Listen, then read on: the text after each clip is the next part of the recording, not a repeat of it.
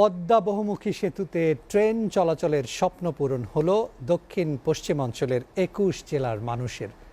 সকালে রাজধানীর Kamalapur rail station থেকে পরীক্ষামূলক ট্রেনটি ঢাকা থেকে পদ্মা সেতু হয়ে ফরিদপুরের ভাঙা রেল স্টেশনে পৌঁছায় মাত্র ২ ঘন্টা ১০ মিনিটে। উদ্বোধনী অনুষ্ঠানে রেলমন্ত্রী নুরুল হক সুজন বলেছেন, প্রধানমন্ত্রী শেখ হাসিনার পক্ষ থেকে দক্ষিণ পশ্চিমাঞ্চলের মানুষের জন্য এই ট্রেন বিশেষ উপহার। ফারুক হোসেনের ক্যামেরায় হেদায়েতুল্লাহ সীমান্তের প্রতিবেদন। স্বপ্নজয়ের পদ্মা সেতুর আরেক স্বপ্ন এখন বাস্তবায়ন হতে যাচ্ছে। সড়ক পথের পর এখন রেলপথ পুরোপুরি তৈরি। আমি এই পদ্মা সেতুর উপর দিয়ে প্রথম প্যাসেঞ্জার ট্রেন চালানোর জন্য আমি নিজেকে অনেক অনেক ধন্যবাদ মনে করছি এবং ধন্যবাদ জানাচ্ছি মাননীয় প্রধানমন্ত্রীকে। চালক এনামুল হকের হাতে 10টা 10 মিনিটে প্রথমবারের মতো ঢাকার কমলাপুর রেল স্টেশন থেকে ভাঙার উদ্দেশ্যে পরীক্ষামূলকভাবে যাত্রা করে ট্রেন। রেলমন্ত্রী নুরুল ইসলাম সুজনের নেতৃত্বে সাবেক মন্ত্রী, রেলওয়ে মন্ত্রণালয়ের সংসদীয় কমিটির সদস্যসহ পদ্মার দুই পাশের সংসদ সদস্য এবং মন্ত্রণালয়ের কর্মকর্তারা ট্রেনটিতে ঢাকা থেকে ভাঙা গমন করেন। পদ্মা সেতু উদ্বোধনের 1 বছর 3 মাস পর পরীক্ষামূলকভাবে কমলাপুর থেকে ভাঙা অংশে চালানো হয় ট্রেন। এর মধ্য দিয়ে দেশের পশ্চিম দক্ষিণাঞ্চলের মানুষের যোগাযোগের নবদিগন্তের দ্বার উন্মোচন হলো।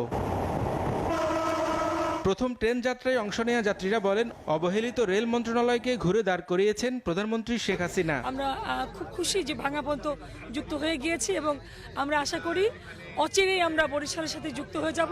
নানান ধরনের দেশি বিদেশি ষড়যন্ত্র মোকাবেলা করে এই পদ্মা সেতু বাস্তবায়ন করেছেন, সাথে রেল সংযোগ করেছেন। এটি একটি ঐতিহাসিক মুহূর্ত বাংলাদেশের মানুষের জন্য, আমার জন্য, আমার জীবনে এরকম একটি মুহূর্ত সাক্ষী হওয়ার জন্য আমি মাননীয় প্রধানমন্ত্রীর প্রতি কৃতজ্ঞতা জানাচ্ছি। কমলাপুর থেকে রওনার 2 ঘন্টা 10 মিনিট পর ভাঙায় পৌঁছায় ট্রেনটি। পরে সংবাদ সম্মেলনে রেলমন্ত্রী জানান, আগামী 10 অক্টোবর কমলাপুর থেকে পদ্মা সেতু হয়ে ফরিদপুরের ভাঙা পর্যন্ত আনুষ্ঠানিকভাবে ট্রেন চলাচল উদ্বোধন করবেন প্রধানমন্ত্রী শেখ হাসিনা।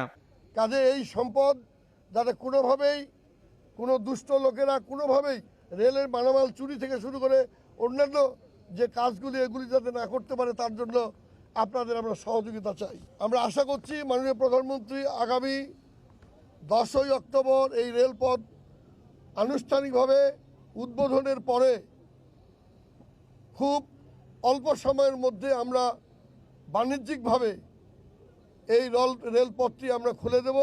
এই ট্রেন যোগাযোগ দেশের দক্ষিণ পশ্চিমাঞ্চলের অর্থনৈতিক চাকা ঘুরে দাঁড়াবে, এমনটাই প্রত্যাশা স্থানীয় জনপ্রতিনিধি ও আওয়ামী লীগ নেতাদের। মানে দক্ষিণ পশ্চিম অঞ্চলের জনগণের একটা অর্থনৈতিক বিপ্লব আমরা আশা করতেছি এবং কৃষি পণ্য আমরা সারা বাংলাদেশে পৌঁছে দিতে পারবো। এর ফলে আমাদের এই অঞ্চলের ছাত্র ছাত্রী যারা ঢাকায় পড়াশোনা করে, চাকরি করে, ব্যবসা করে, তাদের যাতায়াত সহজ হবে। তারা স্বল্প ব্যয়ে তারা যাতায়াত করতে পারবে, ব্যবসা বাণিজ্য আর উন্নত হবে। ভাঙা থেকে যশোরের 172 কিলোমিটারের 82% কাজ শেষ হয়েছে। 14টি নতুন রেল স্টেশন নির্মাণও শেষ পর্যায়ে। আগামী বছরের জুনে এটি পুরোপুরি চালু হলে ঢাকা থেকে ট্রেনে যশোর যেতে সময় লাগবে মাত্র 3 ঘন্টা। ঢাকা থেকে ভাঙা পর্যন্ত 82 কিলোমিটার রেল লাইনের আজ ট্রায়াল রান শুরু হয়েছে। এর মাধ্যমে ঢাকা থেকে যশোর পর্যন্ত 169 কিলোমিটার রেল লাইন প্রকল্পের কাজ শেষ হলে ট্রান্স এশিয়ার সাথে যুক্ত হবে বাংলাদেশ রেল লাইন। এরই সাথে দক্ষিণ পশ্চিমাঞ্চলে মানুষের ভাগ্যের উন্নয়ন ঘটবে। হেদায়েতুল্লাহ সীমান্ত, এসএ টিভি, ফরিদপুর, ভাঙা।